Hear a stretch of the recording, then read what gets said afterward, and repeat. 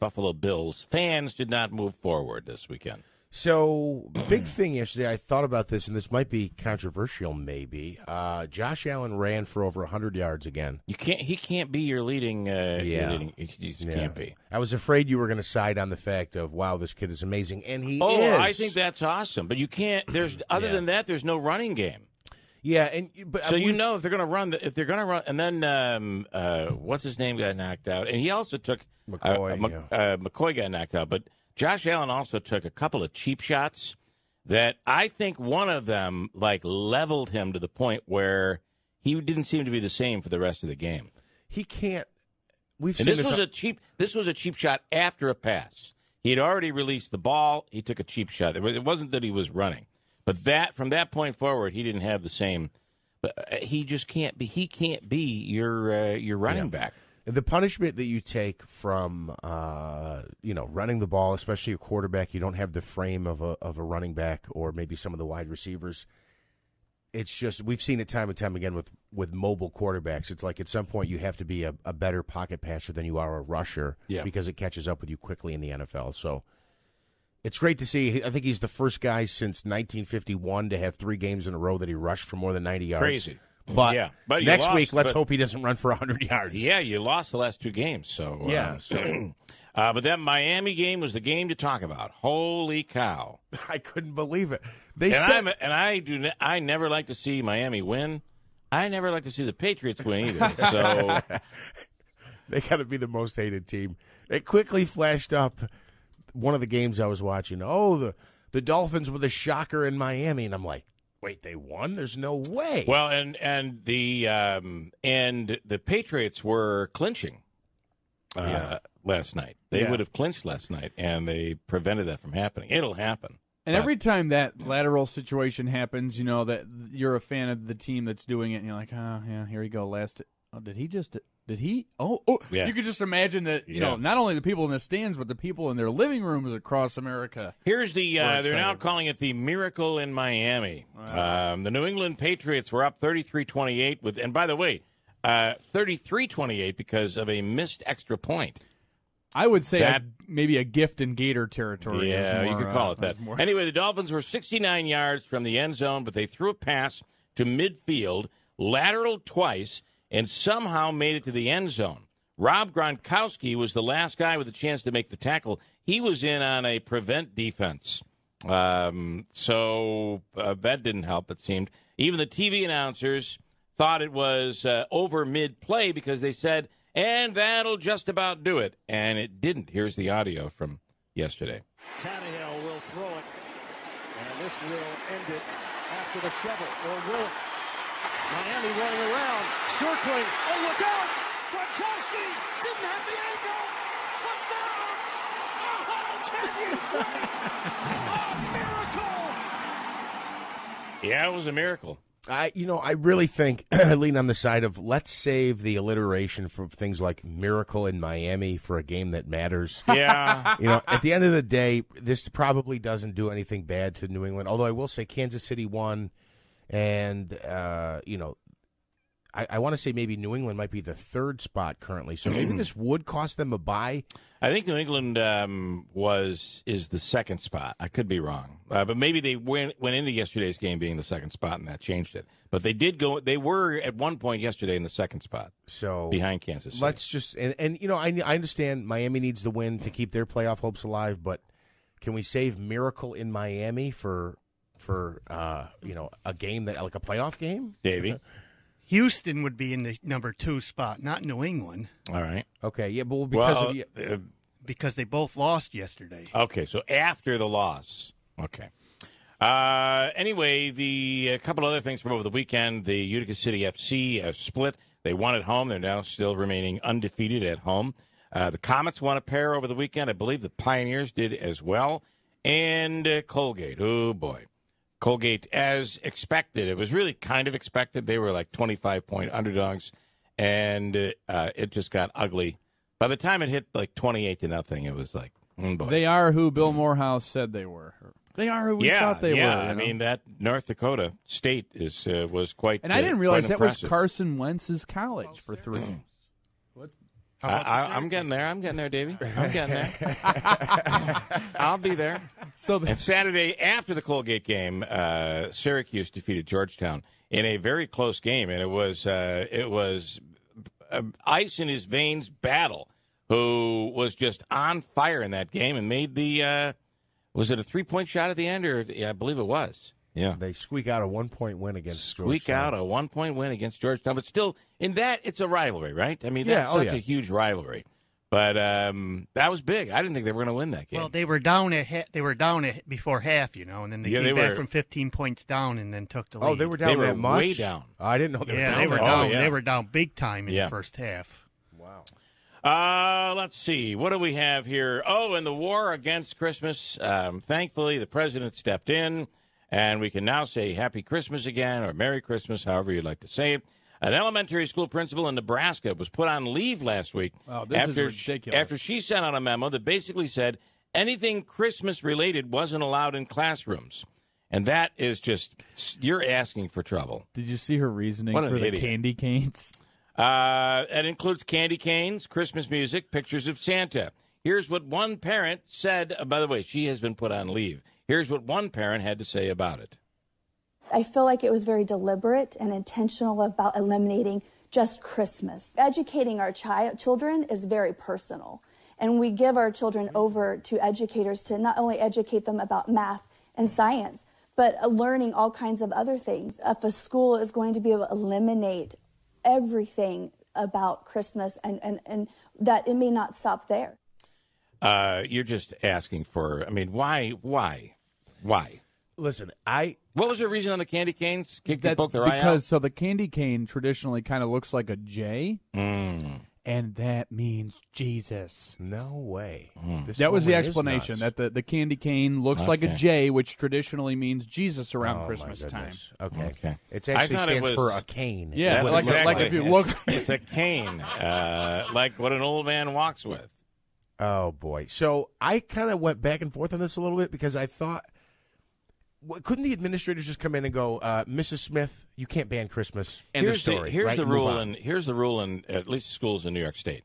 It depends on your community. If you're living in a predominantly Jewish community and your school district is somewhere down in New York where everybody's Jewish, chances are there won't be a lot of Christmas celebrations, and the holidays follow the same. Which holidays you get off follows kind of the same rule. But if you're predominantly Christian, you celebrate Christmas. Schools will celebrate in some way Christmas. They might call it a holiday party, depending on where you are. But also, you might be celebrating Kwanzaa. You might be celebrating Hanukkah, that sort of thing. So I thought, but to just say we're banning it all, I think is.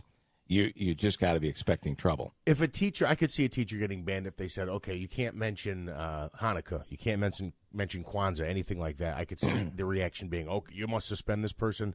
But my first reaction was, why doesn't someone just come in and say, Mrs. Smith, you can't ban that? Yeah, Just stop it. How'd she get the memo out without somebody saying this isn't going to go well? Well, I almost wondered Unless too. they wanted her gone, and they're like, "This is going to be it. Perfect. Let her step in it. Is it?" Let her But step I in just Santa's wonder, boot there. I feel like there's a lot of these stories coming out, and it's almost like these teachers or these people are sitting around saying, how can I be more offended than that last person? What stretch can I make this time? Because really, this is getting out of control. I don't think there are a lot of these stories out there. I really don't. I think that we're paying attention to them. What other big stories are there? Well, I don't know. There's I think maybe just what? like the What baby other- it's cold outside thing. Well, and that's this person completely says, different oh, than well, this. That's different. Then maybe this And that's candy and- cane looks too much like Jesus. And that's not and "Baby It's Cold Outside" isn't a religious song. It's not a. You're well, just but saying just around offended like in general, they're though, right? looking reasons If to you're be talking make about- if Christmas you're or talking whatever about- offensive. I think there are two different things. "Baby It's Cold Outside" is the Me Too movement going a little bit too far. Like, isn't it supposed to be something sexual now? Are you kidding me? Yeah, right. Yeah, she's trying It's to an leave, assault, and he basically. won't let her type thing. He's trying to convince her not to leave. All right. She's trying to leave. Right. and she should be able to leave. Yes. Well, she can't. She said, I must go, and Yeah. he's not letting her go. Oh, my God. Yeah. See, that is a completely different example. That's not a war on Christmas. That's a war on logic and common sense. It's ridiculous. It just so happens to include a song that just so happens to play at Christmas time. Right. This woman is a moron. This teacher's a moron. What is she Well, thinking? I guess the lesson is Christmas brings out the morons in all of us. Apparently. I think you're wrong on that, but your point about everyone having to be more offended than the next person is probably That might right. be somewhere. Yeah. 31-year-old guy in Texas was arrested for trespassing into breakfast with Santa. As long as I can continue down this road. It was a big event over the weekend after he walked around telling kids Santa wasn't real. Yep. And Christmas doesn't bring out the moron in people? Here's the mayor. No one's disagreeing with you, Andrew. Here's the mayor of the town and a member of the church. Coming up. We love Santa Claus. We love Christmas in Cleveland, Texas. And I hope those protesters know they're probably going to get a big lump of coal instead of being on the nice list. Christmas is love. It's not Santa. Christmas is love, and love is giving. And if you want to give through Santa, that, I still believe in Santa, so. I can't imagine why anybody would want to protest Santa. Well, I got to tell you, my wife was scared to death as a kid. Hated the whole concept of this old guy in a red suit with a white beard coming into her bedroom. She was really, really bothered by that. It was kind of weird. But she's not like banning Christmas in her classroom. I'm surprised, speaking of Me Too, this hasn't become a thing. This old man breaking into homes, what is he doing while he's there? What is he doing? That's a good point. We're sending the wrong message. And a firefighter in Boston named Brendan Edwards, who likes to dress as Buddy the Elf and start pillow fights with random strangers in public. Okay, to me, this should be banned because this is weird. This is kind of creepy. Anyway, here's some audio. Hey, pillow fight. Pillow fight. Pillow fight! Okay, I do think there's like some sort of a sexual fetish involving pillow fights. I believe there might be. Yeah, this is weird. I don't know why they're letting this go on. Does the other combatant get a pillow, or does he just approach random people and smack them with a pillow? He throws them one. They don't have a pillow, do they? He starts pillow fights with random strangers. All right? That's all you need to Dressed know. as Buddy the Elf. Mm-hmm. Okay? Are we still saying there's a war on Christmas here, Andrew, or is that creepy? Should we not ban this guy? Maybe we should start a war on Are Christmas. we okay on this? Oh, Lordy. Interesting story in the OD today. Officials, this is above the fold, front page. Officials deny rigging the site study. And I have a feeling that no Hospital Down people are going to have a field day with this one. We'll explain what the story is and what in an email came from Mohawk Valley Edge that probably has Jim Brock dancing, doing a pillow fight with Buddy the Elf or something. I don't know. Feedback on some of the stories this morning, would you like? Michael says, I could see Jim Brock as an elf, and it'd probably be the cranky one who was like that one in Frosty the Snowman. Remember the cranky elf? Yes. That would be Jim. You're not going to be developing buildings downtown, okay? That was good. That was really, really good. And Rob says, Niskayuna is a big Jewish community. So Niskayuna near Albany is a pretty large Jewish community. Okay. They have the Jewish holidays off from school. Right, okay. So the way I believe that it goes is obviously if you have, I think we might have had like one Jewish family in my school when I was growing up, maybe one or two. And they would just take those days off. They would get those days off. But there wouldn't be enough students where you'd say, okay, we have to close school this day. Right. And that's kind of how it happens. And the same thing happens on the traditions and what you celebrate. And, I don't know about anybody else, but choir, you always had a Christmas song in choir. Sure. It's just, it's about the way your community is made up, I think. So. Yeah, it is a national holiday. I mean, correct. But yeah. The other thing is, so in a predominantly Jewish community, would a student would they have class on Christmas Day, for instance? Well, no, they get Christmas Day. Oh, I don't know. I would imagine Well, Christmas would be Christmas is a national holiday, so they would definitely be off at Christmas. So they kind of get bonus, and they get 8 days, crazy days of presents. Unlike the Christian Christmas, where you just get that one night, unless you're like my daughter and you stretch it out somehow into a whole week. It's like, well, Grandpa's coming this night and Papa's coming this night. It's Christmas Eve. Now it's Christmas Day. Where's the present for Christmas night? Didn't we save something for Christmas night? It's just terrible. Where'd she get that from? I don't know. Somebody pull up Saturday's New York Post. I think it's Saturday's. And it was funny because the president tweeted out about how this latest from the Mueller investigation is basically set him free and clear. The New York Post did not necessarily agree. Their headline in Saturday's paper, how does it read? I don't find it. I'll find it. Rachel Sutherland standing by right now from Fox News. What is the latest? A lot came out last week and especially on Friday. Right, talking about Michael Cohen in particular.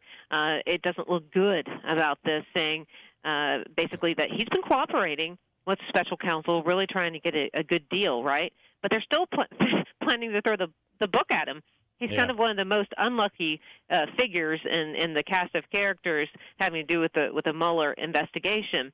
And you mentioned other developments. We know there's a story in the Washington Post this morning that seems to point to, hey, there still may be an effort to prove some conspiracy or collusion, saying that at least 14 Trump associates had contacts with Russians both during the campaign and the transition. But the paper goes on to note that the Mueller team still doesn't have proof that's any specific coordination between the campaign and Russia. So there's just so much going on in this investigation. You need kind of a dry erase board, to keep up with it. I mean, you even have the situation where Jerome Corsi, who is an associate of Roger Stone, who's an associate of President Trump, he has tweeted before that he felt like he was going to be indicted by the Mueller team. Now he is suing Robert Mueller, Justice Department, CIA, FBI, NSA, because they claim that he had been working with WikiLeaks. So it really just goes on and on and on as far. Now, he's not the most uncontroversial figure here. He's served as a writer, considered a conspiracy theorist. And then, I was watching some of the Sunday morning programs, and there was a senator from Maine, former governor from Maine, who said his concern was more of the Flynn, by the way, because Flynn, in that paperwork, there was so much redacted because of other ongoing investigations. He's saying, boy, that's what the White House should be worried about right now. Right, because he's been cooperating for a very long, more than a year, because I believe it was in December of last year that he pleaded guilty, and he was one of the first to do so. And and things are so redacted so you can't really tell. Yeah. And not only that, but we know the special counsel's office has recommended little to no jail time for Flynn. So he's kind of the shining star as far as they're concerned. Interestingly, and I'm assuming you see the same thing, I was out over the weekend, and if you're with the president, this is a witch hunt. It's ridiculous. Mm-hmm. There was nothing there. If you're against the president, it's finally here. One step closer. Yeah, that's right. I think it was Adam Schiff on Face the Nation saying that this might be the first president to go to jail.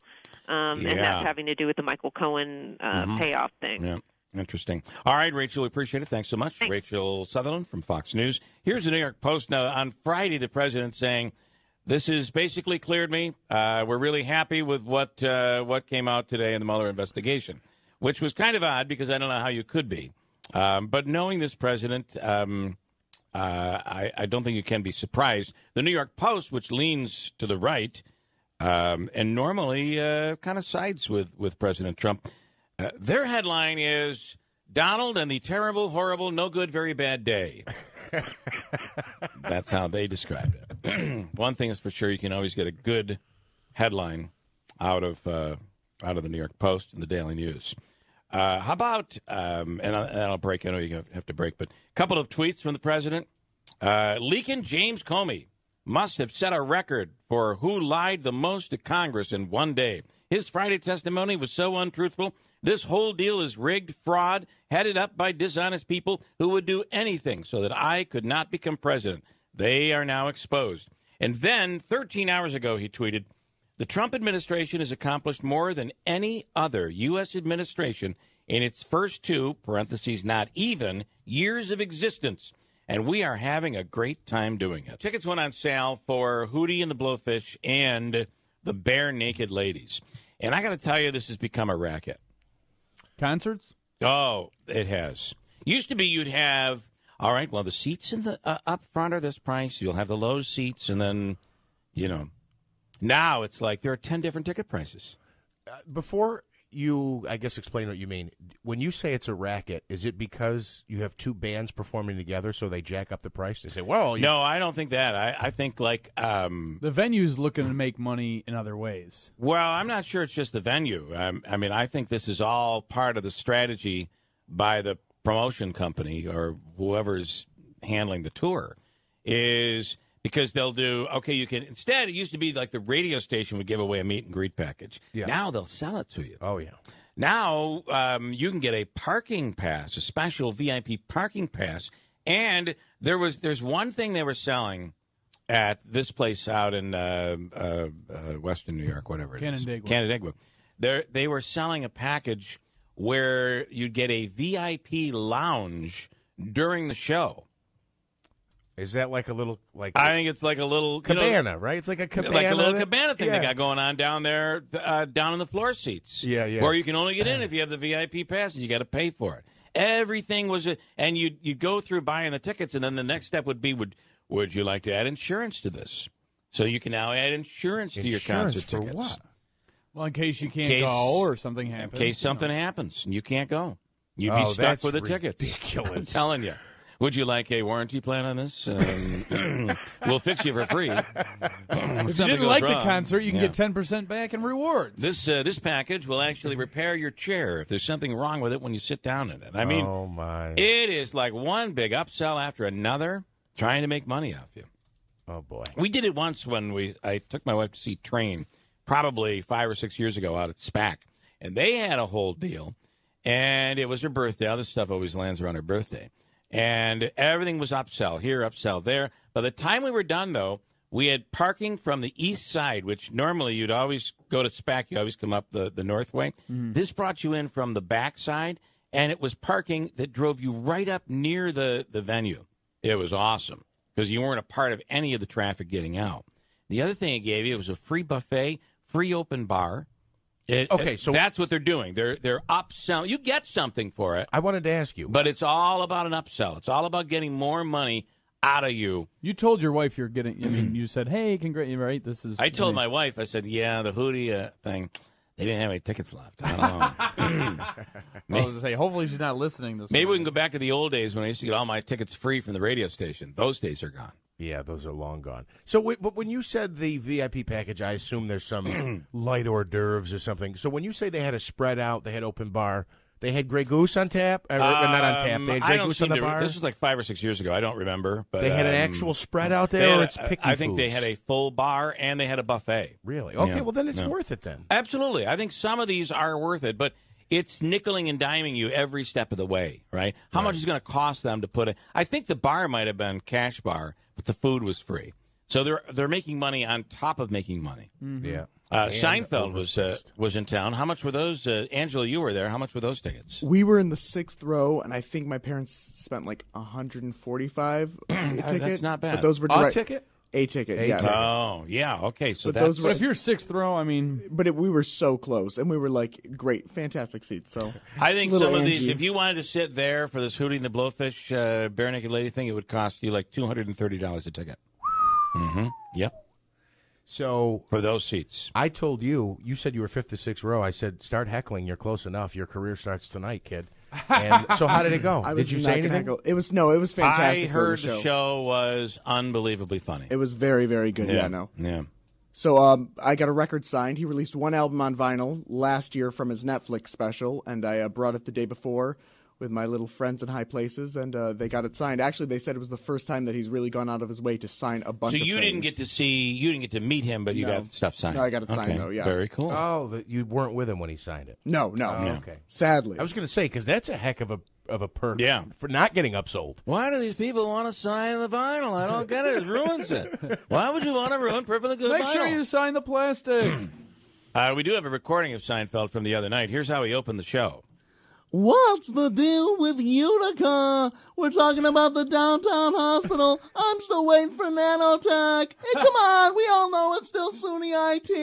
You're not fooling anyone. All right, there we go. He did his research. Very nice. Man. Very nice. Thank you for recording that live from the Stanley. Anyway, these shows, if you want to go, you know, the Rolling Stones are coming back around. It might be their last tour ever. The last chance ever to see them. Wasn't their last tour in the 90s? I think so. In the early 2000s? Right. How do those guys run around still? It's unbelievable. Doesn't it give you hope, though, for when you reach old age and you're not a rock star? No, because I struggle getting out of bed. Right, but look what these guys do at their age. It is true. Here's the thing. I think they're on that something. Steroids? Maybe they just can't get Something no or other. satisfaction. HGH or something? Okay, now that was taking it too far. Sorry, I'll get out of this room. Leave. You're done. Now. The OD has a story. Officials deny rigging site study. So this was what the charge is, that there was never a plan in place to look at. It was maybe a couple of weeks ago they came out with a list of 7 or 8 or 10 different locations that they had considered, including like the Twin Ponds Golf Course and Yanandasas, all these places that were considered and then rejected. And now the charge is, well, we think you guys had this. You picked downtown right from the very beginning. And haven't we kind of already been through this with the emails that were released? Because one of those goes back to a 2015 email from Steve DeMeo, whose quote is, my whole thought process in bringing Elon, this is the group out of, I believe, Saratoga, out of the Albany area. My whole thought process in bringing them in is that we guide the siting decision in favor of downtown. So here in an email is DeMeo saying, we want it to be downtown. We want to kind of push it towards downtown.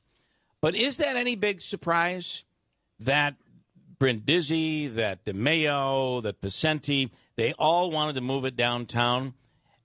Is that a surprise? Because the concept is to transform that area of downtown Utica. Yeah. And supposedly the governor has said, I'll give you the money as long as that's where this location goes. Yeah, I mean, it does seem maybe that it was kind of steered in that direction, or that was the preferred location. And this email from DeMeo, which I think did come out in those emails that we had uncovered back last year, it makes it pretty clear that that's what they want. At least that's what DeMeo wanted to do. As the preferred location, yeah. So, but it doesn't, what is the word they use? Rigging? Rigging? Officials deny rigging the site. Yeah. So, other than having a preferred location, did they skew numbers or study results based on the other one? That's what rigging would entail, right? Or no? Here's submitted on June 12th, the 25-page. See, what they're saying is, though, that this company that they hired, this Elon Planning, Design, and Landscape Architecture, that this company was, the reason they selected this company is so that the company would lean their findings towards the downtown location. And that's what they're charging happened. Then when they submitted their paper, the 25-page report was not released until recently as an appendix to the project's draft environmental impact statement. So now it is out. The downtown project site encompasses a 25-acre area of Oriskany, Columbia, and State Streets and Broadway. With the study, downtown scored better than 2 other sites subjected to in-depth analysis. The health system's existing St. Luke's Hospital campus in New Hartford and the former New York State Psych Center, known as Old Main. I don't think the Old Main is a good site at all. I think that's horrible. The streets there are so narrow. So difficult to get in there. You'd have to completely transform and create a whole new in and out to get over there. I agree. And I mean, the only highway that's near there, you would have to go past the downtown location to get on the highway, or an ambulance would have to come I think in there. terms of the one argument I wouldn't want to have if I was the no downtown hospital people is the location. To me, the downtown location is perfect. You've got the arterial, you've got Route 812, you've got 5 coming in, you've got 5S coming in. It seems like the perfect location when it comes to accessibility. Well, and they're doing the infrastructure work for that specific purpose with the roundabout. I'm not sure that I would, although they're saying it's a red zone. There's a horrible train accident. This could be a real problem. I get all of that. But, and does this really change anything? Well, I guess I don't know. I don't think it changes anything. It might skew some public opinion, but I think they're already, you said the train. They're on the track. That's where it's going to be. Has left the station. Thank you, Bill. That was so much better than what I came up with. And it's not often that I'm able to come up with any phrases, catchphrases, cliches. I always butcher them. Yeah. I'm like a fish out of the sea. You are. Is it fish out of water? Fish out of water is what it is. Anyway, hold on tight. Next hour, talk to John Raspotti is on next hour, involving the Amarovic case, the UC threat case. We're going to speak hear from the defense attorney. I'm excited about that. Also, our free money question of the day, and a special guest from Fox coming up as well at WIBX. Hello, Kathy. How you doing? Good morning to everybody. I have to tell you, we were watching the Dolphins, and I was just about ready. When it hit a minute, I was about ready to turn the television. My husband says, "Oh, down the drain they go." And yeah. I says, "Well, maybe they'll have a miracle." Oh, right. You're a Dolphins fan. Yeah. Well, I'll sit. I'm one of them wives. I'm willing to sit with her husband, okay, and they fair watch enough. the Dolphins. All right. But I'm happy for them. It's an early Christmas for the Dolphins. They have it tough. We all know that everybody makes fun of them more or less. So, hey, they deserve a little happiness. So your house must have been going crazy, right? Oh, yes. He's been a Dolphins fan right from the very beginning. And and it's not just like you're winning a game, you're beating the Patriots and denying them of winning the division. Now, that was really something to see how they were so stunned by the victory and to see them other two players just shoveling the ball back and forth. Crazy, huh? But we enjoyed it. All right. Well, thank you for that update. And I had forgotten because you often ask Brandon Lang about Miami. So, okay. Thank you. All right, Have Kathy. a good day. All right, you too. So, again, here's what kills me. Miami's now 7-6. They're 2 games behind the Patriots, who are 9-4. They call it the Miracle in Miami. This is a regular season game. It's not going to matter. New England's still going to get the division. They'll probably figure out a way to still get a bye. But they will not clinch in Miami. That's true. That's true. I'm not sure that reaches miracle status, but I think meaningsless miracle is the way. Yeah, that's a good one. That's great, Bill. Sleepless in Seattle and meaningless in Miami. Yeah, that's what that is. That's exactly it. In a rare anomaly, I actually have an uncle and two cousins who are Dolphins fans, and they all said the same thing. Man, we suck, but it was sure good to beat the Patriots at home, in Miami, I should say. Coming up, we're going to speak with Daniel Krauthammer, and I believe he is the son of the late Charles Krauthammer, and they were working on a book prior to his death called The Point of It All, and he'll be talking about that. I want to tell you, coming up, to give you a little heads up this week, I've been inspired by our good friend Tim Reed, and we'll have my first colonoscopy, and I don't know what they call the one where they get on your throat, too. Endoscopy or something? I think it is, yeah. Anyway, I begin the treatment. I was going through everything on last night just to make sure. I guess I wasn't supposed to eat nuts, and I went off, I had a moment of going off my diet Saturday night and had some nuts. So I wasn't supposed to do that, but I guess I'll be okay. It says a week out. But you begin taking this stuff that makes you cleanse your system. So my colonoscopy is on Friday. And my wife asked me last night, are you going to be on the air on Friday morning? And I said, yeah. She said, oh, you shouldn't do that. I said, no, I'm going in. I'm going to do it. She said, you are going to struggle, constantly having to run out of the studio. So just giving you a heads up. Oh, we may, okay. My plan is to be here on Friday morning. And I'm doing it because I want to try to bring some awareness. I should have had my first colonoscopy at age 50. And I am now 54, so I've waited 4 years. I shouldn't have. But with Tim Reed's urging and the inspiration of what he's going through, I've decided to do it. So maybe between Tim and everybody else, what's going on? Somebody will. I'm afraid though that I'll make people feel like, oh my God, I'm never doing that. It's not that bad. It's so not I'm that told. bad. It's just the prep that's probably the worst thing of all. Yeah. Otherwise, you just go to sleep and then wake when up you and it's come over. out of the procedure, you tend to say some. I just remember from seeing people as they come out, they tend to say some odd things when they've been under. But I guess that's any anesthesia. Good. So. Daniel Krauthammer is the son of the late Charles Krauthammer and the editor of his father's book. They were working on it prior to his death. It's called The Point of It All. And it is a pleasure to have Daniel Krauthammer on the line right now. Good morning. Good morning. Thanks for having me on. So, sorry for your loss, by the way. This is kind of this has got to be something really special for you to be able to work on this in your father's honor. Yeah, I would say this is probably the most important and meaningful thing that I felt I've ever undertaken. This was his book, which he was working on for quite some time before his illness struck, and he continued to work on it actually through his illness and hospitalization last year, which is when I started to help him. And when the end was approaching, he entrusted it to me to finish for him. And so that's been my number one priority in my life these last 6 months. And it's been very hard, but very meaningful, and has felt good and right to be able to do this for him. So your father was considered, obviously, one of the great intellectual conservatives. And what was his take on everything that's gone on here? How much we are divided right now in the country?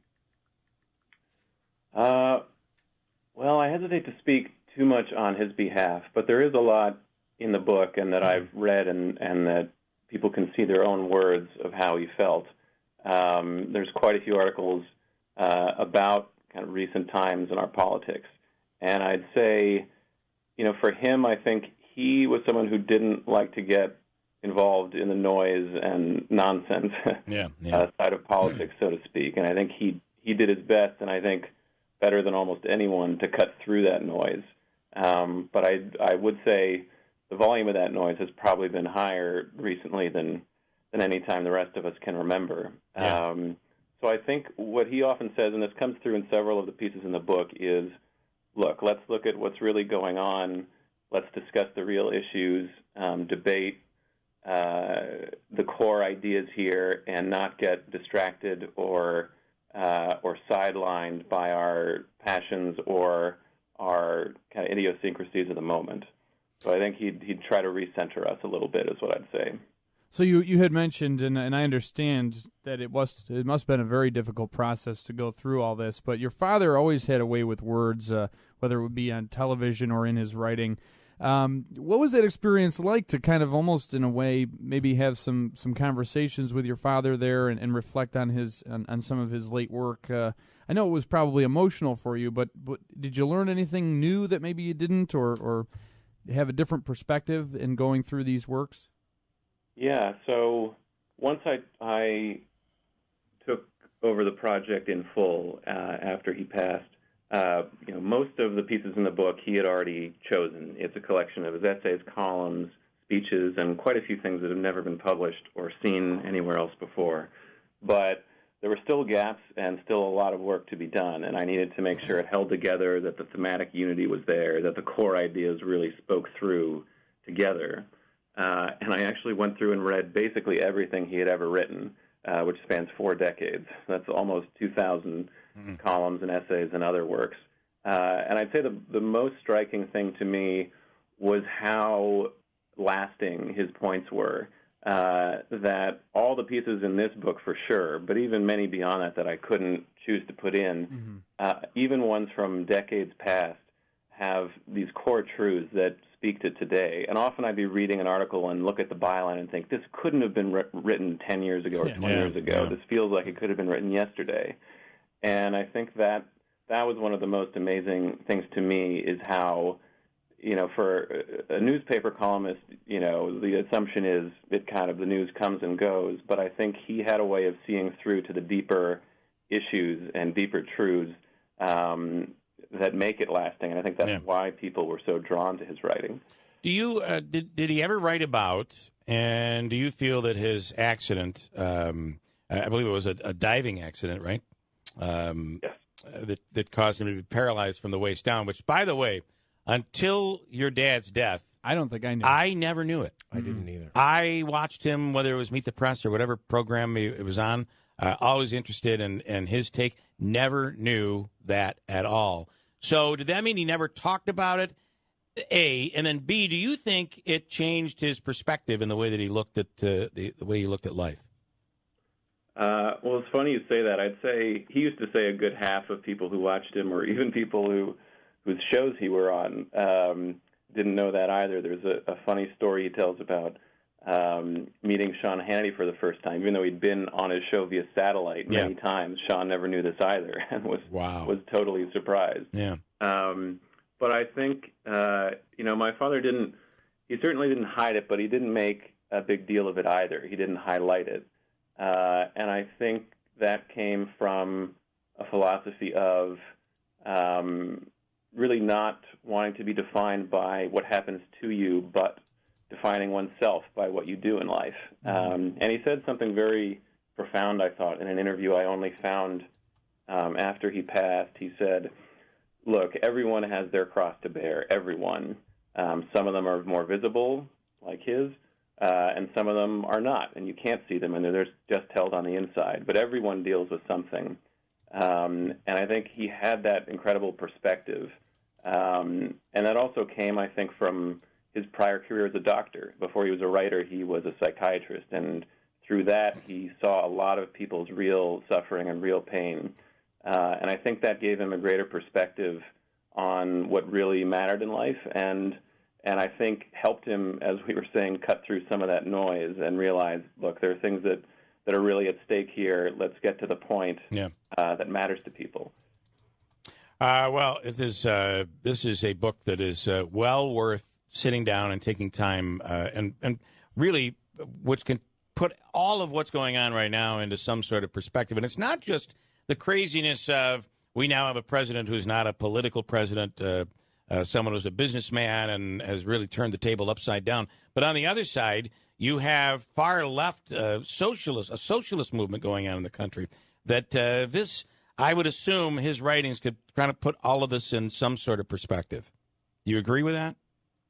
Yeah, I think I think he is a much missed voice right now, but there is, I think, as I said, there's kind of lasting truth and wisdom in his writing, and putting the book together and reading these articles helped me also put some perspective on all this, particularly the challenges we're dealing with kind of in our constitutional system and in our politics. And there's a final essay in the book, long essay, never before published, that he wrote just before he became ill, called The Authoritarian Temptation, where he really kind of grapples with what are the big questions of the 21st century. What are the ideological battles we're going to face? And he said, look, the left-right battle as we traditionally understood it is morphing, and there's something new, and that's going to be the challenge to our democracy in the coming decades. And I think he was very prescient on that. Boy, it sounds like that is worth the entire cost of the book right there, just to be able to read that. So, Daniel Krauthammer, the book is The Point of It All, and it is the book that your dad was working on, Charles Krauthammer, before he passed away. It's available all over the place, and I really appreciate you taking the time this morning to spend with us. And if I could mention, people can find it and also learn more about my dad at his website, charleskrauthammer.com. And there's a lot to learn. There really is. So, Daniel, thanks so much. Thank you. All right. Have a great holiday. 7:30 at WIBX. Coming up, our free money question of the day. And then in studio, John Raspani, the defense attorney. He was the attorney representing Amerivic in that UC threat case. Of course, he was just recently found guilty and is facing a sentence. We'll get to it. The defense, the interesting amnesia defense based on, what's the drug? Adderall. We'll get to it coming up with John Raspani at WIBX. I want to tell you about our annual Christmas Eve extravaganza. It happens. There'll be 6 hours of action. I don't know. We'll do like 100 people will make their way through the studios, from music to local figures, politicians, interesting people, comedy, a whole bunch of stuff. It happens 6 a.m. till 12 noon, Monday, December 24th, here on the Keeler in the Morning Show on WIBX. It's sponsored by Charlie's Pizza in Washington Mills, and they have a catering special going on now. They will be catering the event, and here is their special for your upcoming event.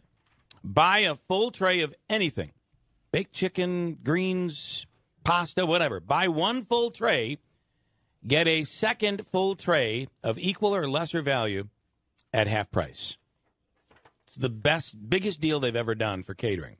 And you are somebody that knows Charlie's Catering. Yeah, it's incredible. So I want to see, this was Friday night. We ended up only having like 8 people, but so I ended up ordering like a large and 30 special, which comes with a free large cheese pizza.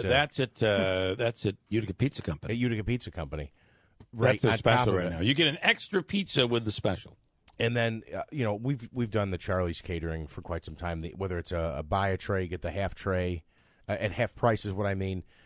He's got boxes as well, which is like if you're not looking to cater for a big party, you can do it for like a 6 to 10 party. They come with like some type of a chicken breast, whether you want why am I spacing on with the lemon franchise, or you can do like a chicken parm. It comes with a salad. It comes with a pasta. I mean, it's there's a lot of different options. And again, so I spent less than $100, and we had enough food for probably like 15 to 20 people. I was pounding leftovers all day. Well, they'll be catering our Christmas Eve show. So if you're here and you're a part of it, we always say the doors are always open. 6 a.m. till 12 noon, Christmas Eve morning here on WIBX. Davey, somebody's saying about the colonoscopy. What are they saying? You don't want to come in on Friday because you're going to have accidents on the way here. Oh, okay. Well, that's quite a statement. I'm going to run into a telephone pole? What's going to happen here? No. Not like that. In your pants. Okay, well. You were worried about in between breaks. Everyone's not rushing right out to get one of these as quick as they can. I do feel like it is based on what Tim is going through, which is I'm just having a test. I do feel it's my obligation to broadcast right up. I was going to suggest that we do the whole thing live, but I don't want to do that. Didn't they do that on the Today Show once? Katie Couric actually had her colonoscopy on the air. Maybe that happened. I seem to recall that. Wow. Birthdays. Sorry, I'm going to do my best to be here on Friday morning. Birthdays for you might. It might be the moment where I'll be like, okay, I'll do these birthdays in just a second. I'm coming back. Monday, December 10th. Happy birthday to Jack Longo of Oriskany. 15 years old today. Jack, happy birthday. Stefan Rubitsky of Yorkville, New York. Our very own Stefan. Celebrating his 40th birthday over the weekend. Lordy, look who's 40. That's what the submission said. I didn't put it in there. Madeline Swanson of Marcy, 5 on the 6th. Happy birthday to Madeline. And Greg Elliott celebrating a birthday on the 6th as well. Happy birthday. And do you want to add to this? No. Stefan. Happy birthday, Stefan. Stefan did well. Happy birthday, Stefan. I apologize we didn't get to you Friday. I think that's my fault. Jack Longo of Oriskany and Stefan Rubitsky of Yorkville each get a cake from the Florentine Pastry Shop on Bleecker Street in downtown Utica. Quickly, before we break, can we trade his cake for some cheese sticks? That's what Stefan really wants. Oh, I'm sure he does. Sticks. He loves the cheese sticks. Yes, he does. I want to take a couple of quick calls before we break. We'll do our free money question. Can we break on? Can we skip? Yeah, news he's here? here. So, Does John respond? He's here. I want to do that. John on the colonoscopy. Hi, John. Hey, Bill. Yeah. Don't go to work. Listen to your wife, Allison. Really? I had one done, man. I had to hibernate in the bathroom. It's that bad. I'm telling you, you'll never make it from where you guys are broadcasting to your bathroom. I don't know where it's located down there, but you're going to poop yourself, dude. Okay. All right. Well, he was pretty forward. Granny panties. I'm telling you. Okay. Believe me. Listen to your wife. Really? That bad? Yeah, Bill. Are you kidding? No, I'm not kidding. You think it's like adult diapers? I brought a portable TV in there because, it was that bad. Yeah. All right. For how long? Poop yourself. For how long? Okay, we got until you're clear, probably 4 to 6 hours or more. All right. Well, I'm starting the process at 2 the day before. Yeah. Well, bring a pail with you then, and bring it right into where you're sitting. Thank you, John. Bye, Bill. All right. Please don't bring a pail in here. Tim, good morning, Tim. Hi, Bill. Hi, Tim. That previous caller, he's 100% absolutely right. You do not want to be on a road. On the road. I forget about the road. Yeah, your house to here is about 10 minutes. Yeah. No, it's more than Well, that. how do I get to the colonoscopy? Oh, you'll be fine by then. By then, okay. The timing is the whole situation, but you don't want to be on a road. Okay. I've had it done multiple times with colonoscopy, and the cleansing is the worst. You'll get through it, but stay at home. Don't go to work. Everybody tells me the cleansing is the prep is the worst. The procedure is simple. Yes, that's correct. Okay, all right. So cleansing is real messy. Don't be silly and go to work. You have not scared me at all, one bit, Tim, but you have scared Andrew and Jeff completely. They are looking at me like, maybe we're taking Friday off. How's that? Bill's doing this show alone. I'll be here by myself Friday morning. All right, Tim. Thank you, man. One other thing I will tell you as an incentive for you especially to get this thing finally done, you talk about your carb diet, and you always get to like within 5 to 8 pounds of where you want to be. Yeah, I hate that. I have a feeling that just have stay a on colonoscopy on the carb diet, and this cleanse is finally going to put you over the top, it might. Bill. I'm told you're drained of some poundage. Yeah, Bill, I jump on the scale as soon as you get done, and you'll make it to that goal. Let's do a free money question of the day from the Hobeika Law Firm, Joseph and Andrew Hobeika. A chance to win $100 in cash. Davey will take caller 5 right now, 315-736-0186. Then John Responti, the defense attorney in the Omerovic case, that UC threat case. That's next on WIBX. Good morning. You're on the radio. I want to give you a step-by-step because I went and got mine just as I turned 50. I said to my doctor, let's get this done and over with. Colonoscopy. So they give you the 2 laxatives. You take them, you know, the pills, and you're like, this ain't such a bad thing. Yeah. Then they give you the Gatorade bottles, and you got to put like 2 25-ounce things of Miralax in them and shake it up, which isn't all that bad. People think it tastes bad. It's not that bad. Yeah. You turn around, you drink one, you're fine. You drink the other one, you're like, this is nothing. You're sitting there, then all of a sudden, the world lets loose. Yeah, that's what I've kind of heard. Then again, you go. Okay, I don't know what sound effects are you doing there, but luckily it doesn't sound too authentic. I appreciate that. So you really don't want to go anywhere until you're totally feeling like you can't possibly do it again. Okay. All right. All right. Well, I'm hoping that's how I feel by 6 o'clock on Friday morning. Bill, you'll get here's what happens. Right as you're going to feel like it's kicked in, it goes. Yeah. I'm going to let you go, Wayne. He's still going at it. All right, Wayne, thanks. Sounds like I'm going to have a fun Thursday and Friday. Fingers crossed I don't make it to 50. Gary in Rome is going to take a shot at winning $100 in cash from Hobeika. Gary, good morning. Hey, good morning, Bill. I got to concur with what that guy said. Yeah. Good luck for a good report. Everybody is telling me that. Well, just be thankful that you were able to listen or watch from afar. That's always the best part. All right, here we go. You'll have 7 seconds to answer this. I think being from Rome, you might pull this one off. Are you ready? Okay. For $100, here we go. What year did Trinkus Manor burn to the ground? Ready, go. Think about that. 2003. Was it in 2003? It was earlier than that. I was younger. 1992. Yeah, I was going to say, I was 9 years a before child. that. And did it happen twice, or did it only happen once? I think there might have been, the main one was 1992, right? When that thing went down. We might have been working together in radio at that time. Was it that long ago? Wow. Yeah. Listen, I'm going to give you, though, a $25 gift card to the 72 Tavern and Grill. Great food. I was just there watching the Colgate game till I couldn't watch any longer on Saturday, and the food's great.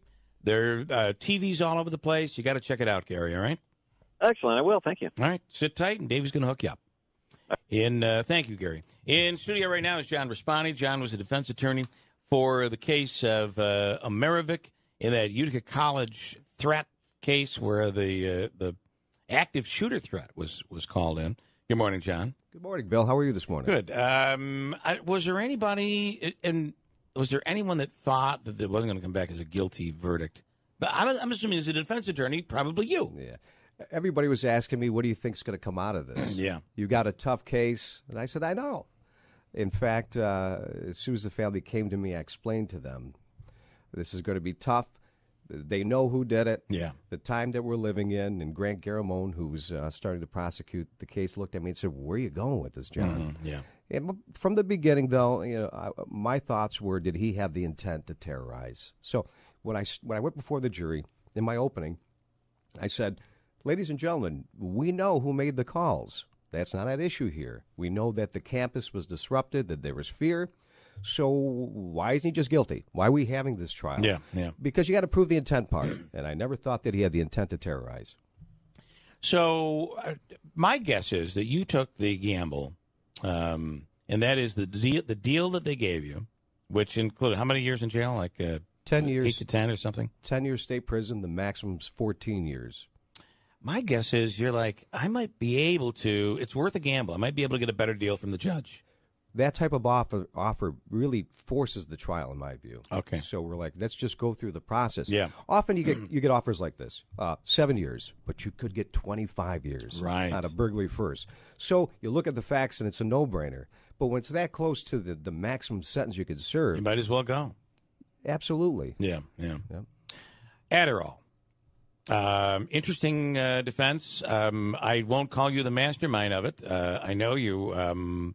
Where did this come from? You know, it's one of those things where, here we go, another lawyer trying to grab something out of the sky. It's Adderall. Yeah. Adderall, Just tell him Adderall. Adderall-induced psychosis. Yeah. Well, initially, my understanding was that it was a prank because during the course of the interview with the investigator, they kept asking him, why did you do it? Why did you do it? One thing I said was, the officers got an admission, but they never got a confession. What I mean by that is they finally got him to say, okay, I didn't make the calls.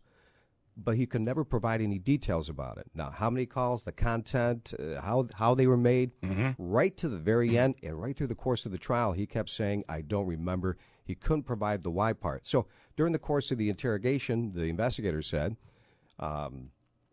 was it a prank? To which he says yes. It's not a prank. We talked about this last time I was on the show. A prank is you do it, and then you see the reaction. You go, okay, that's enough. Yeah. So he keeps up for 2 days. Day two was... It's not a prank. So so I continue to, of course, talk with him, and he talks about how he was depressed, and he was prescribed Adderall. Then he proceeds to tell me that, in the days leading up to it, he wasn't sleeping 5-6 days at a time. Ooh. He would not take his prescribed Adderall, which was a extended release. He was buying them off the street illegally and taking 10 a day, which are fast reacting. Now, frankly, I don't know what it does to the mind. Yeah. What happens when you don't sleep for 5-6 days? That alone. I'm hearing this, that he's taking that, and he's not sleeping. So, of course, I get him evaluated by an expert, and that's an issue. So, and the expert said that this is something that could happen to someone. If you take Adderall to that extent, it does create a psychosis. It can create a schizophrenic-like episode.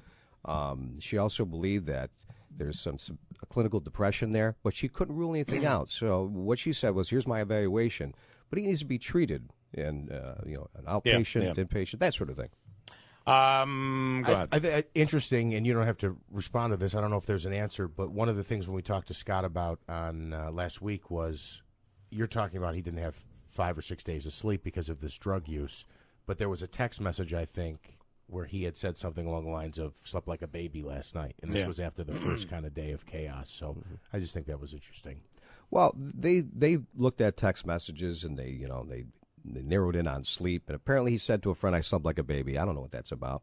They also narrowed in on guns. They kept bringing up, well, he looked up this gun and that gun. Well, bear in mind, there are no guns involved here. Right. He had no means to do it, nothing on a person's house. So I'm uncomfortable with those things today. It's almost like breaking into your library account to see what books you're reading.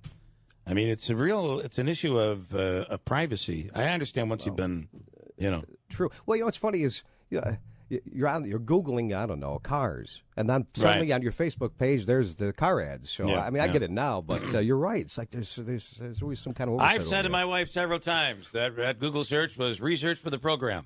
Yeah, I don't know what you're talking about.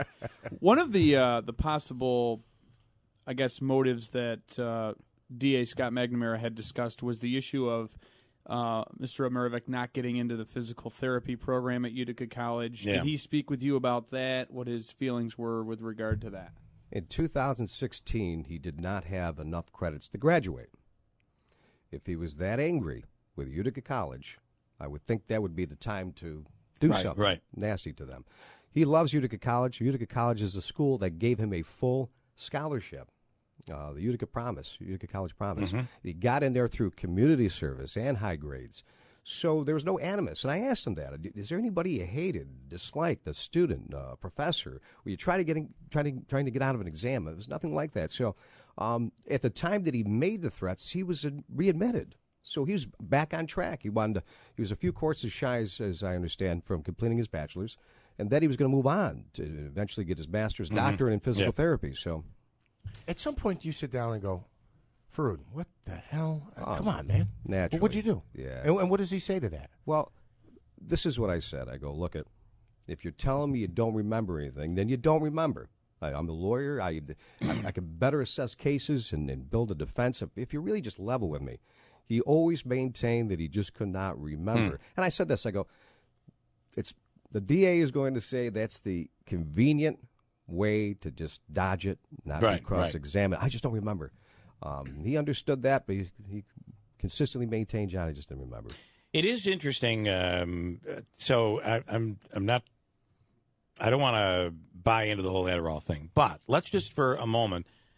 Because the one part of this that doesn't make any sense to me is that it doesn't make any sense. If you're an intelligent kid and you've done community service, you're going to Utica College, and you don't know that this is going to get you in massive trouble, what are you thinking? And the technology exists to figure it out. With that said, how many times do we see some crazy case where, person A and B, they used to be normal people, and all of a sudden they got into meth. And now all of a sudden they've come up with this gigantic scheme to take over the county or something. And they commit some crazy crime that is completely obvious to everybody else.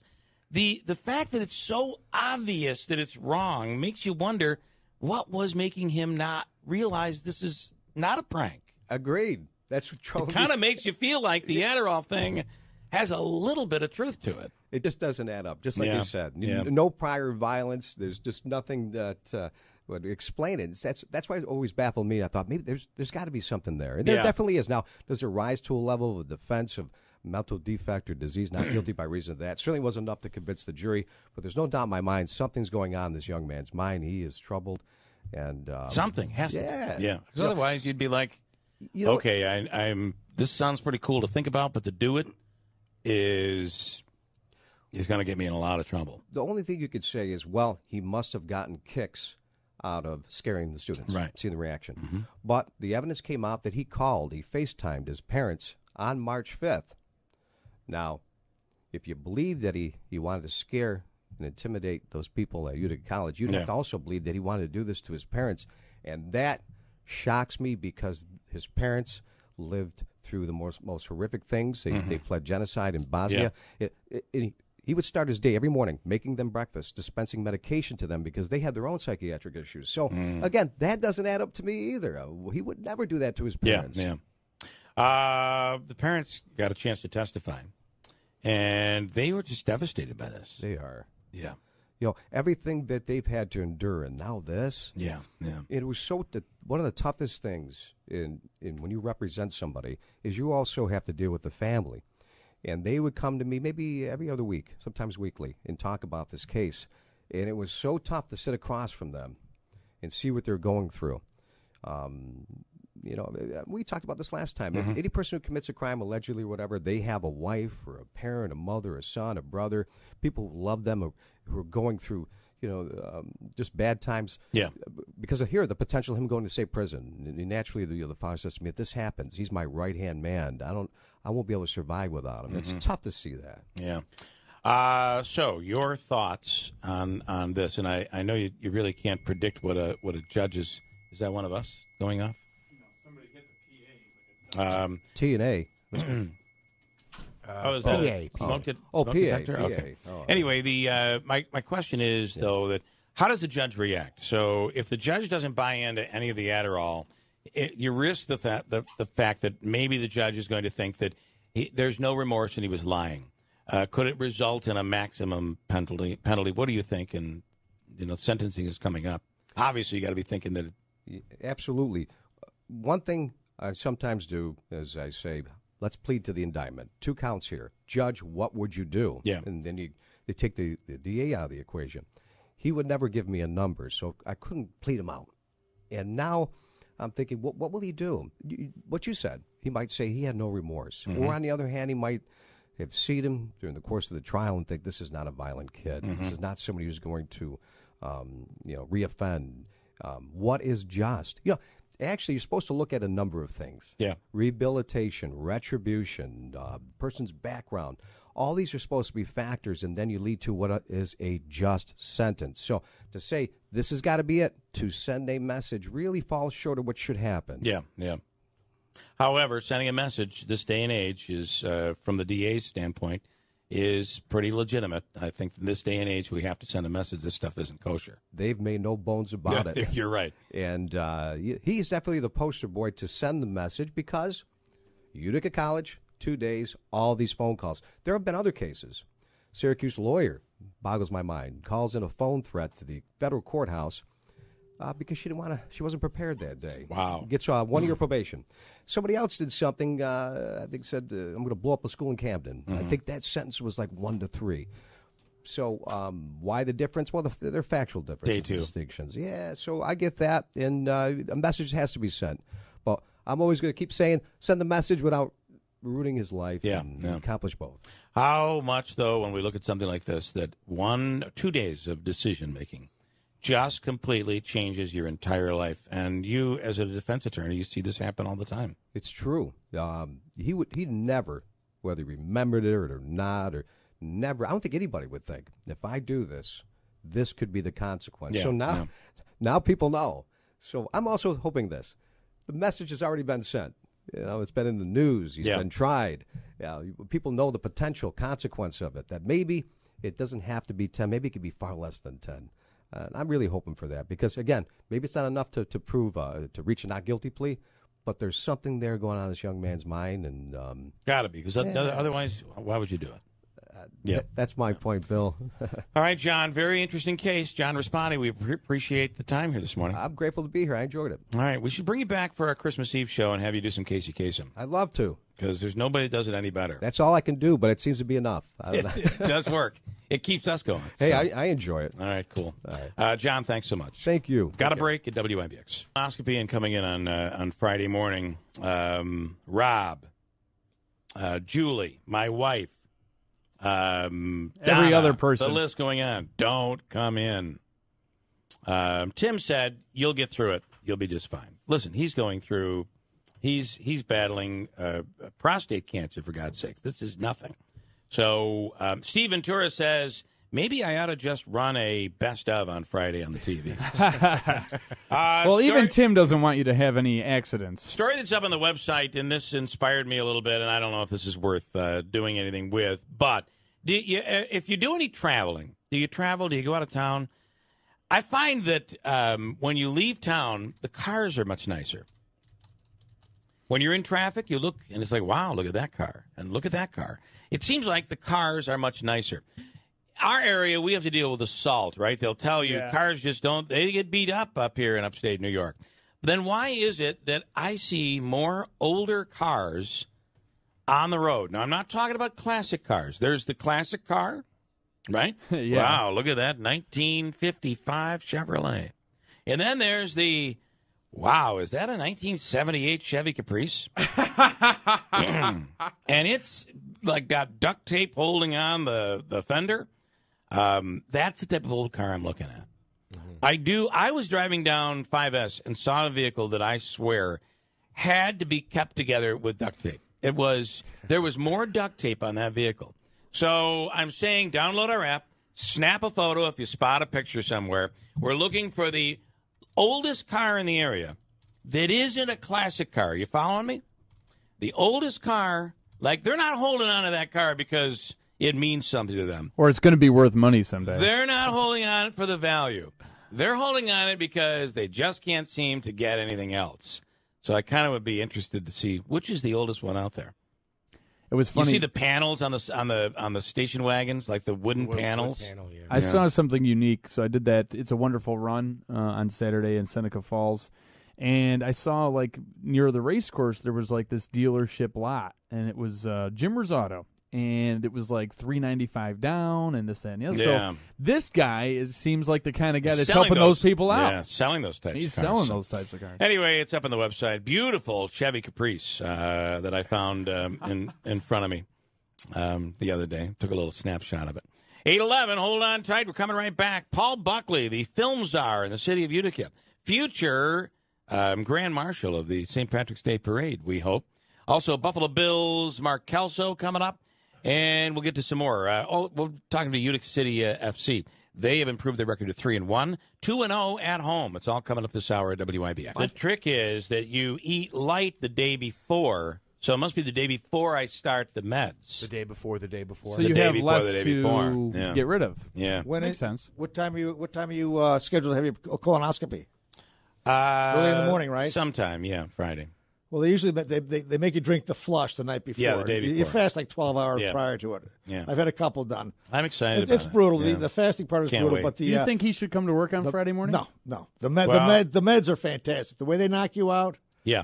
it's unbelievable. That's what I've heard. You're just like and then that. when you come out of it, it's like you're at a October Beer Fest garden or something. Everybody's got like a pop band. Everybody's yeah. you know what I'm saying? They must make sure you're working properly. Yeah. Oh yeah. That's when you got to ask all the questions you want the answers to. Who's your doctor, William? I don't know. Over there at the business park. Yeah. You're in and out. You're in. I like to be a little vague on those things, just because You're scared. Oh my! Whoa. Yes. Did we catch that? Yep, we did. I hope we did. It's an appropriate term for it too. That is the first. That is the first time you've ever slipped up. I know. You are the first person that I've had to run delay on. I apologize for using a curse word. Well, they say that on the radio now. Don't normally, no. I apologize. Normally, I'm hitting the button almost always exclusively because Andrew says something that shouldn't be on the radio. Yes. I apologize. That's just kind of like slipped out. Not necessarily a curse word, but like, hey, you can't say that about that person. Oops, and we hit that. Okay, well, but you know what? It was all appropriate. It was. It all just fell right out. Just like the. Well, we stopped it, right? We did stop it. Yes, I hope so. I wanted to tell you about something that I discovered and I become so excited about. By the way, Tim says you look like Kris Kringle, and you kind of do. You've got a little of that. The suspenders. And I have I have Santa's disposition too. And your beard is in honor. Of Tim Reed. Mm-hmm. Of Tim Reed. And we met, we were at the Children's Museum thing last Wednesday evening, and we had our picture taken together because he's going to shave his off pretty soon. I think I'm going to keep mine for the rest of the year and get rid of it because it's.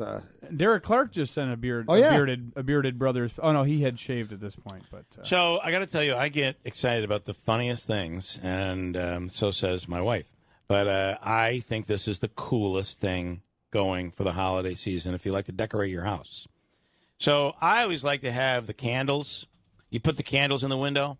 Yeah. Those little candles you put in the electric ones. Right. So you're running extension cords all over to try to get them in. And oh, by the way, you got to go upstairs and plug them all in. Well, they got the battery powered ones now, William. I've used the battery powered ones, and they're garbage. Yeah, they last 2 days at a time. They last like for a day and a half, and then you got to go up and turn them on and turn them off. But they now have the new battery operated ones. Solar power? No, they're 2 AA batteries. I did a story on the website about them. And here's how they work. They're made by GE. You put in two batteries, 2 AA batteries. So we got like 6 of them and put them in the windows. So you turn, let's say we're going to turn them on at 5 o'clock. You go around the house, turn them on at 5 o'clock. Are these New York sash windows? No, not yet. Not yet. Not in the new house. I thought we were going to segue into that. No. But thanks for that. Anyway, you go around, you turn them all on. Let's say I turn them on at 5 o'clock. They run for 6 hours and automatically shut off for you. That's awesome. Then the next night, it remembers and turns back on automatically. At 5 p.m. Oh, wow. You have to turn them on once. They turn on and off on their own every night. The batteries last through, they say that it'll last through the entire season. That's great. Isn't that the How coolest lazy. thing?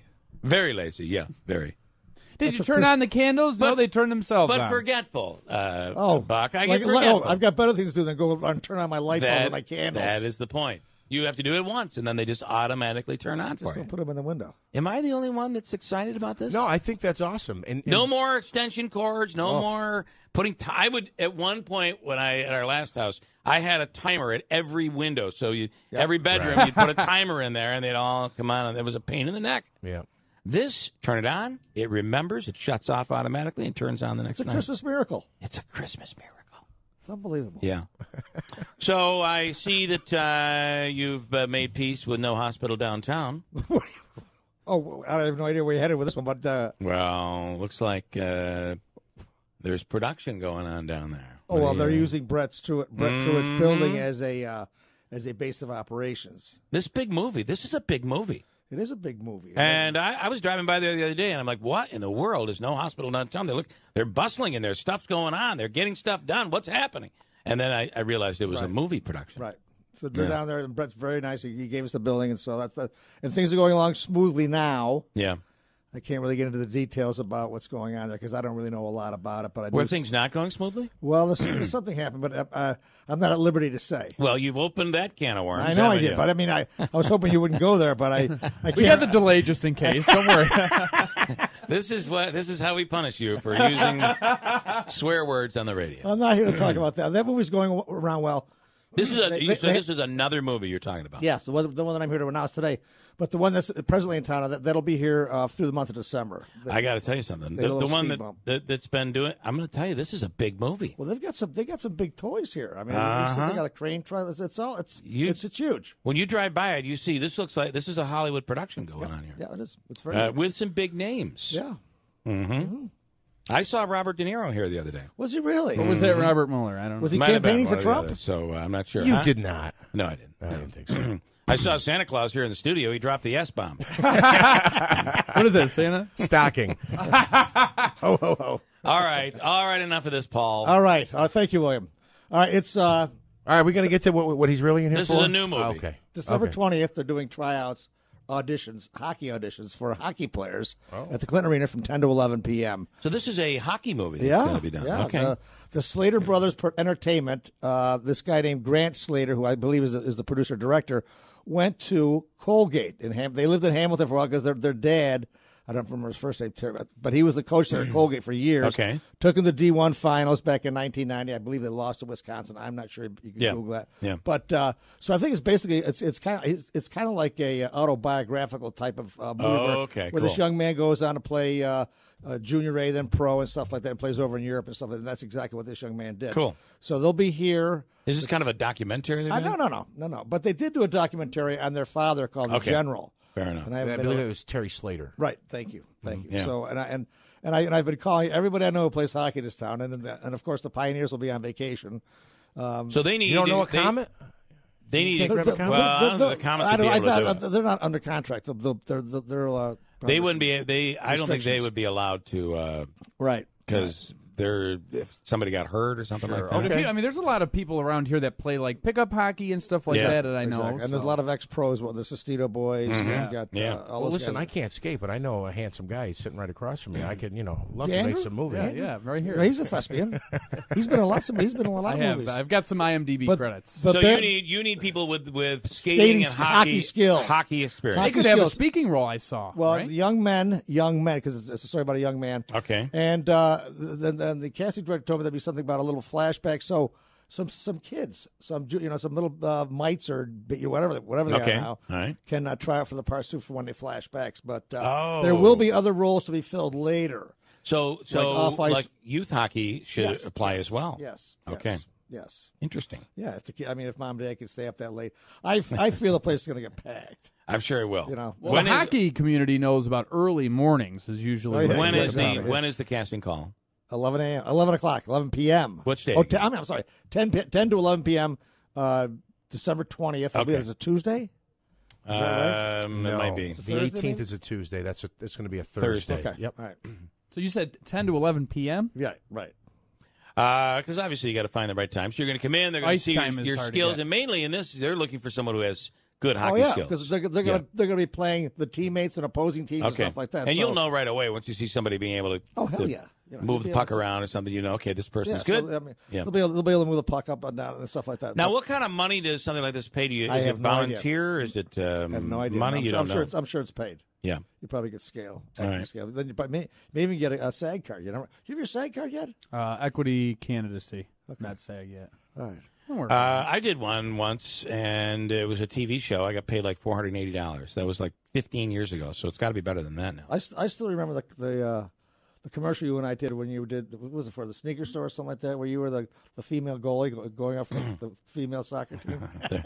I kind of try to put these things behind me, Paul. But did you find that? I wish I had a copy of that. It was hysterical. Were you in on the spot where it was a construction company and their whole concept was that I would come in and do the commercial? I was sitting in the chair, and the whole ceiling would come in and collapse down on top of me. That wasn't mine. No, that was a fun one. Are you sure that was a commercial shoot or an? It was. In your right, life? it might have been. It might have never aired. Right. It might have been just a. Bill, what we're going to do is we're going to just put a bunch of stuff overhead and just drop it. Yeah.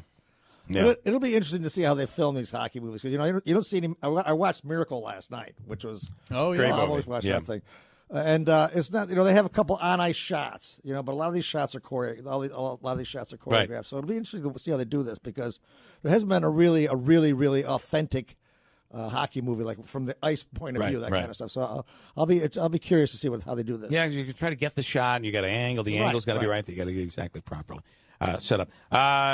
Sad news with Councilman Bill Phillips, right? And we both know Marcus very well, as well as Bill. And his benefit is coming up at Danielle's at Valley View, 5 till 7 p.m. Tuesday, December 18th. So we I'll be there. Wish the family the best and him the best. And tickets are just $25. Well, I'll be there for that. So, been a great civil servant for the area for years, no doubt about decades. All right, Paul, thank you. William, thank you for having me. Gentlemen, have a Merry Christmas. Quick break. I already shut him off. I thought he was going to swear again. Quick break. Mark Kelso, Buffalo Bills. We'll talk about yesterday's game next to WIBX. Tough game to lose yesterday to the New York Jets. We talked about it briefly earlier this morning. Mark Kelso is with the Buffalo Bills, former Buffalo Bill, and now is on the one of the commentators on the radio broadcast. Good morning, Mark. Morning. How's everybody in Albany today? Or Utica. I keep saying Albany. Utica. It's all right. Listen, Utica a lot better than Albany. That is a good answer. I yes, like it is answer. a good answer. I will tell you this: the food's better. I really believe it. All right. So tough to watch. There's got to become a certain point, and I'm just a fan who knows very little, but I think there's got to become a certain point where where Josh Ryan is not our leading running back. We got to get past that. All right, what did I say? Yeah, well, there's no question. I mean, he made some ill-advised throws yesterday, and there's still opportunities when they're playing man coverage, and he sees an opening and he sees the backs of jerseys as quarterbacks would describe it. Then he can take that opportunity. Yesterday, he put himself in harm's way a little bit, which again is something that you don't want to do. And the idea is, look, if there's a big play, if you have the opportunity to run a quarterback read play or a quarterback drop down in the red area, sometimes that can be really advantageous. The bootleg, because he just has such a great stride that he generates a lot of speed, so he can run away from some linebackers. There's some opportunities there. Again, there's some opportunities in that man coverage, but the idea when you have that ability is to extend it down so that you can throw it downfield, because the longer that you're able to be back there behind the line of scrimmage, the more difficult it is for those defensive backs to handle those receivers for that length of time. So I think he'll learn that. He's made some progress, no question. The previous 2 weeks, this week, I think he still made some progress, and he threw some beautiful balls to Robert Foster. The back shoulder throw, the 38-yarder, I think it was a really good throw and a great adjustment by Robert Foster. But he made a couple ill-advised throws as well, and ultimately, I mean, I know we're talking Josh Allen, but they effectively had 5 turnovers because they turned it over 3 times, and then twice they allowed huge returns in the kick game, which gave the Jets really advantageous field position. It's hard to overcome those things. Still, though, I mean, this is really this is about a rebuilding season. We've kind of been in that position for the last 2 weeks anyway. I mean, probably much longer than that, but there was still a chance to maybe make it to the playoffs, but that's pretty much gone. So there are people out there that are like, hey, I just want to see them moving forward. I want to see them progressing, but I'm okay with them losing out because it's going to help us in the draft. Nobody's going to want that, but there are people that say that. I'm never in favor of doing that. I think there's guys in the locker room that would probably disagree with you, but I'm okay with trying to figure out what personnel you're going to use going forward so that you can set yourself up for the draft and you understand what areas you need to pay attention to when you're going to make draft picks or you're going to sign guys in free agency. You've got to know that going into the off season, and I think they've established some of that protocol already. With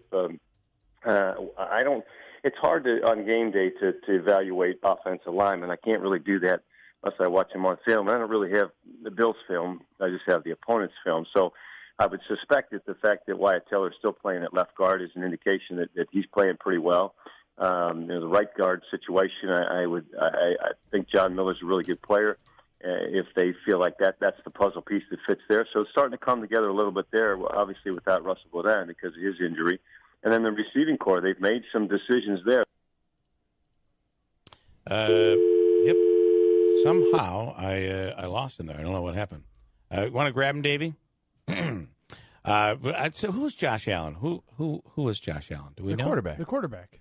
I mean, Josh Ryan. Josh Ryan. No, maybe you're thinking of the former coach Ryan. I don't remember where that name came from. There's a Matt Ryan from Josh the Allen Falcons. is what I was talking about. Yeah, of course. Anyway, I kind of felt at one point when they were coming down at the he's back here, and again, I am a layman. I'm just somebody that doesn't miss a game. But when Josh Allen is driving the ball down, it's at the end of the game. I kind of felt like why instead of trying to go for the end zone. This is before they came back and they won the game. Instead of going for the end zone, why not get the first down, burn the clock, and then kick your field goal? Instead, they got to that fourth down because I felt they threw to the end zone as opposed to just trying to throw short. What is your take on that, or am I just an idiot? That's a credible philosophy. There's no question. I mean, if you have an opportunity, your defense is pretty good, and I probably wouldn't have suspected what happened on the other end of that with the long completion of Robbie Anderson because Tre'Davious White has been playing really well, and he was in good position on that play. Anderson just made a good catch on a really well-thrown football by Darnold. But, you want to leave him as little time left on the clock as possible. There's no question about that. And then you had burned some timeouts earlier in that fourth quarter, so you didn't have any when you got the ball back with and I think they only had less than a minute when they got the ball back, and difficult situation, and that's when one of the other interceptions occurred, which, again, you can't fault Josh Allen for that one because he's just trying to make a play. But, anytime you can leave the opposition with the least possible amount of time, you want to try to manage the game in that fashion. Boy, he took a couple of real cheap shots yesterday, Josh Allen did. Yeah, a couple times he exposed himself a little bit, particularly the one when he was running to the Bills' sideline. I think that was the one that ended up in an interception, and then he launched it when he was right by the sideline, and then Copeland was the defensive or outside linebacker was right there, and kind of so he was his whole torso was exposed to Copeland, so he pushed him, and then he hit the ground pretty hard, and looked like it. I don't know if he hit his head or something on the ground. He didn't have any ill effects from that, but again, that's a situation there where you just got to throw it into the ground or throw it to the bench and just line up and play another down. And he's still a young guy, so he's still trying. And he's saying, I think I can make this play. He's got a lot of confidence, and that's a good thing. But he's learning some things. Again, the back shoulder throw to Robert Foster was really good. There was a throw he made to Deontay Thompson, which is a really good throw. He made a couple of good throws to Charles Clay, one that Charles couldn't quite handle, a little bit too far in front of him, and the other one that he made the reception on. But I still think there were a lot of positives. I think there were a couple plays that Josh Allen would like to have back, and hopefully something that he'll learn from going forward. So a quick comment and then a question on an injury update, if you know. But the comment is, Bill, that drive you're talking about, I understand the philosophy there, and it makes sense. But the potential for Allen, if you look at the way he's under pressure, running out of bounds, to heave that ball the way he did and throw it on a line, it's unbelievable. I don't know there's another quarterback that can make that throw. Obviously, it was incomplete, but, man, when you watch that, it's like, man, this kid is something to watch. Talent. There's no doubt about that. So the quick question was, do you have any injury updates on Milano, I believe the linebacker, and then did you see the hit on Hauschka? How is he doing? I know he stayed in the game, but how did that hit? Was there not a penalty call on that? I don't think there was. I don't think so. I don't think there was a sight line for any of the officials. That's the only reason the penalty wasn't called. They're not going to make that call from the booth. I don't think. Anyways, I think that flag would have had to been thrown on the field. Although it probably would have been. Well, it was a blindside hit for sure. Sure. I mean, it wasn't an overly aggressive hit, but when you're not expecting it and you're just kind of Husky was kind of running over and getting in position, maybe to impede a return that might have occurred, on the blocked field goal, and then just got blocked in the back, and it's uncalled for. It's in my opinion, it's disrespectful to the opponent, disrespectful to the game. I mean, you don't need to do those things. If he wanted to block the kicker, he could have just stood there and waited for the returner to make that return, and then when Husky turned around, he would have been there to block him. But you don't. All you have to do is slide in front of him and just kind of keep him out of the way. I don't know if that affected him later in the game. I mean, obviously they squib kicked a couple times in the second half, but part of that may have been a dual philosophy with trying to keep the ball out of Robert's hands, who is dynamic in the kick return game, and then maybe Stephen was suffering some issues with his back. I don't know, and maybe you'll hear that information today. The Milano injury, I don't know.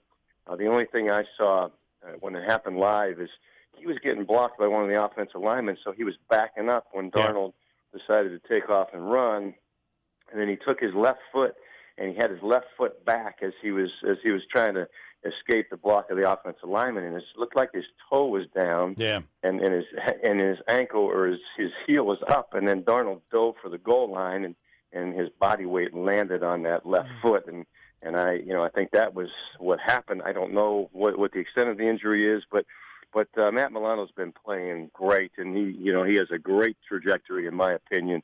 A guy who can cover. He really understands the game, and he's really grown into that real linebacker position. So it would, I don't know if it's whatever the seriousness is, if they'll shut him down for the year because of that, or if it's something that's going to require additional attention.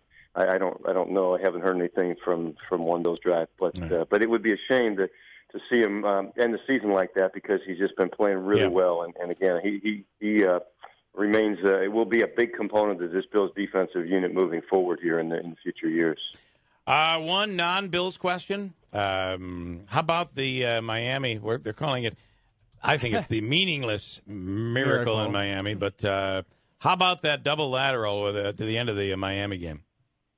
Yeah, you might say it's meaningless to Miami, but it's certainly not meaningless. Well, I don't even think it's meaningless to them. It's not meaningless to New England, because I mean that could affect things going forward. It could affect your seed in the playoffs. If in fact, theoretically, if they lose out the Patriots, which I don't think they're going to do, they might not make the playoffs. But it was a crazy play. There's no question. Crazy things happen in this game sometimes.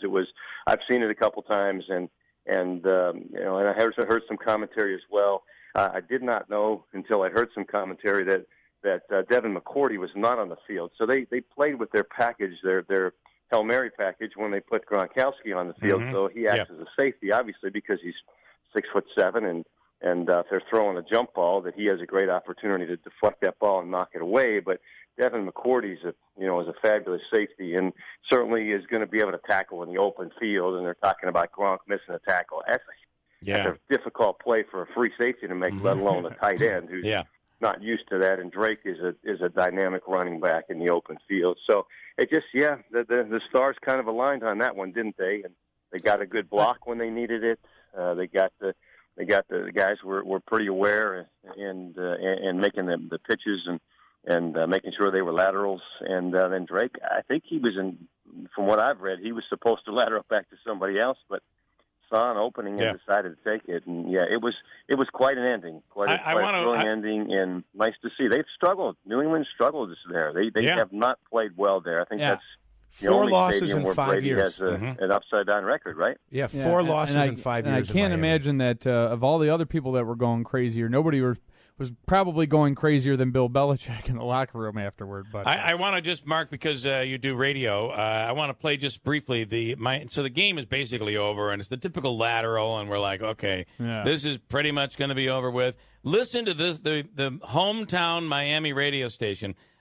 Listen to them calling this game and how depressed they are at the very beginning. Listen to this. Well, at that point, he didn't even know what to say at that point. At that point, you can't understand it, but it was like, Debbie Downer talking there during the game. It's like, okay, here we go. Yeah, it sounded like, originally it sounded like they were an elementary school kid whose milk leaked all over their lunch, and they were really sad about having to have their meal, and then all of a sudden they got served steak. That's the steak, and it was filet, and it had a really nice sauce on it. There we go. Yeah. All right, Mark. It was all right. Yep. Have a great week in Utica. Hey, We appreciate it. Food's great here, and we'll talk to you again next week. Thanks so much. All right, Mark Kelso, Buffalo Bills, and we'll break and come back here and wrap it up. I got a little contest. I could give away a 72 Tavern and Grill gift card, and it's called Name That TV Theme. How about that? I can do that coming up at WIBX. I have Peter and the Heartbeat Duo. Good morning, Pete. Hey, good morning, Bill. How are you, man? How you doing? Good to hear from you. Doing all right, as usual. Listen, I wanted to tell everybody, you've mentioned it in years past that down at Kozar's we do the Fill the Box toy party down there. Yes. And this Saturday we're going to be down there playing from 6 to 10. Of course, you can bring a toy all week long, an unwrapped toy to fill up the box. Last year we filled the box and then filled the pool table and filled everything else around it. So we'd like to get everybody down there again this week and fill that toy box up for the toy drive. All right, they do a great job for us every year as part of our toy drive, which benefits Spectrum and Operation Sunshine, our drive, the Marine Corps League. And Pete, you guys do this every year, right? You're back there every year. Yeah, we've done it, I think, probably 6 or 7 years running now down there. All right. And, Ray does a great job. They throw out a little food, even though we're not officially serving food. And, hopefully make a big party out and have a good time. And we'll do a few sing-along songs as well, get some of the old Christmas carols going and whatever else we usually do. So. All right, well, you'll love these guys. The Heartbeat Duo, you're going to love them. And it's Saturday night at Kozar's. We'll try to be there, Pete. Great hearing from you. All right, very good. Thanks. All right, thanks so much. Yeah, bye now. I might still be in colonoscopy mode by then. I hope not. Joe, You're doing that? You've lost how many pounds?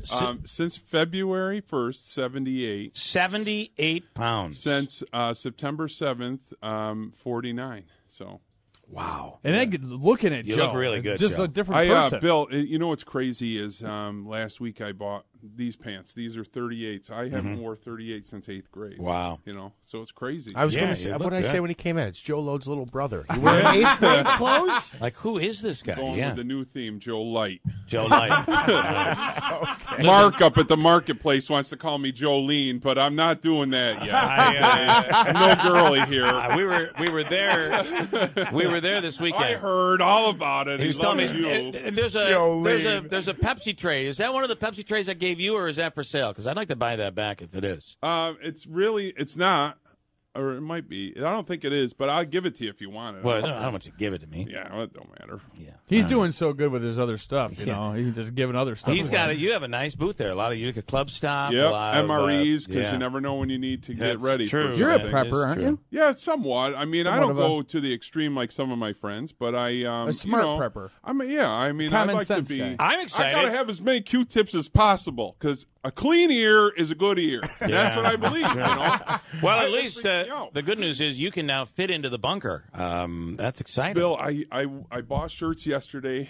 I started this at over 23 inches, my neck. This is a 20. It's loose. I bought 19s yesterday. Wow. I can buy clothes off the – look at Calvin Klein Macy's. Yeah, you look great, Joe. Boy, I tell you, I could forget buy Jolene. clothes. How about Joe Plug? I mean, come on, Joe. I'm sorry. I've always been the king of Plugola. Yes, I mean, that's just a given. Don't use that word loosely because that's a scary word. You can't use it. All right, sit tight. I got to do a contest. And Slav, by the way, is it Slav? Slav Ubiparapovic. Did I get your name correctly, their last name, or did I blow it? That's not my last name. It's my first name. Oh. No. What's your last name? How do you pronounce your last name? Ubiparapovic. Ubiparapovic. I had it right. Yeah, I had it right. Yeah. Anyway, a veteran with the MASL and with the Silver Knights, 136 career games, 119 goals, 101 assists, Rookie of the Year 2011 and 12. This is the man. And we are undefeated right now at home for Utica City FC. Slav, good morning. Good morning. Good morning. So what's the experience been like so far? And, of course, another big win at home. It's been phenomenal. Just the organization has been great to us, and just to be undefeated is also another great thing to start the season 3-1. And we could have been 4-0 if it wasn't for the refs. Oh, wow. And that was the game on the road. So that was in Saturday. Baltimore. Yeah. It was the defending champs, and they say now I know Coach Hall was telling us on Friday that it might have been a little bit more of a challenge because their arena can be a little bit tough. But can you elaborate on that a little bit? I mean, their arena is probably the smallest arena in the league. It's very tough to play there, but I think this year, I think we're the team to beat this year in our conference for sure. We outplayed Baltimore at home, and we outplayed them at their home as well. The refs definitely were on their side. Even their own fans and their own staff were saying that. Wow. So hopefully they fix this next time we play them. All right. So do you guys play at home every Sunday? Or what's the schedule look like now? Most of our games are Sundays at 2 o'clock. 2 o'clock. So you're back on Sunday, back home. Their next three games are at home. Their next 3 Sundays. Next 3 Sundays. Who do you play at home this coming Sunday? I think we have Harrisburg coming up Sunday at 2 o'clock. Yeah. Okay. All right. And again, it's a Sunday afternoon. The atmosphere is exciting. Really exciting. It is. It's high intensity. And the fans are treating you well. It's all. I was in there on Saturday, and there was like what I found interesting is there were like 3 or 4 groups of soccer teams and fans in there. They're screaming at the soccer game. I was watching the Colgate game, but I mean, it's bringing out a whole different soccer crowd to Utica right now. It's really cool. Oh, it's awesome. Honestly, from the organization point, from the fans. Everything has been great in Utica. We can't ask for anything more than what they've been doing with us. All right. Listen, Slav, we appreciate your time. Thanks so much. He's number 99 if you look for this week. Tickets available at uticacityfc.com. And thanks for getting up this morning for us. We appreciate it. Oh, anytime. All Thank you, guys. Okay. All right. Pretty cool.